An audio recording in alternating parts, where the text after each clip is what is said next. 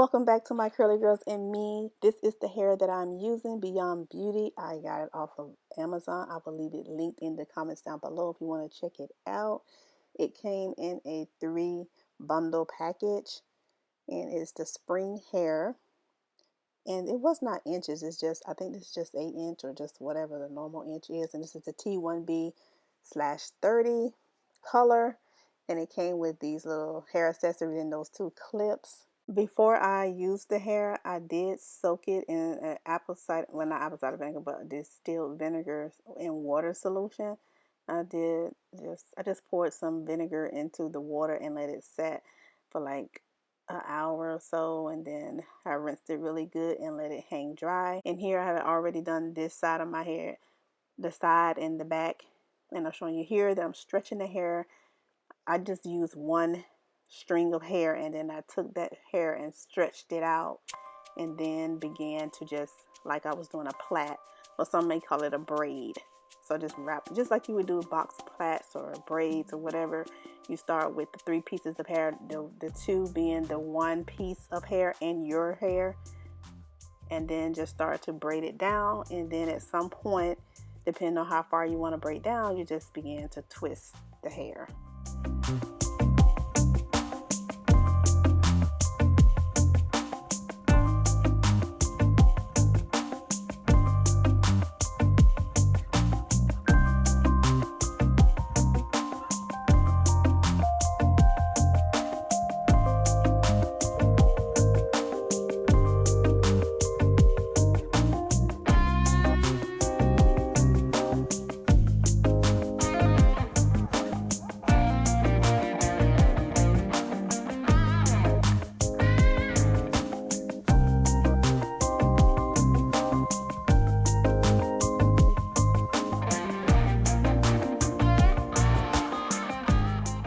And this is my spring twist. Now, this is my first time doing this style on myself. It has been so long, like years upon years upon years, since I've had any type of protective style in my hair like this, like plaits or braids or anything like that. So this is my first time doing this.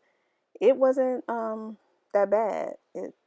I started what, about 1:30, 2 o'clock that earlier. And you see here, now this was my problem, that hair that you see sticking out in the back, because I used such a moisturizing product. But maybe the product that I used was just too moisturizing. It was the hair button. I gotta do a video on that product that I use, because it's very moisturizing. Next time I probably would use just like a spray or something, like a leave-in that wasn't as moisturizing. But here I'm using this grip glaze that I got in one of my, I think it was a curl kit box on my daughter's hair, Deja.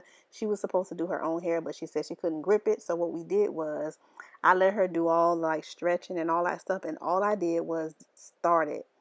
I did the gripping and starting the plaiting process, and then I let her finish it off by twisting the remainder hair.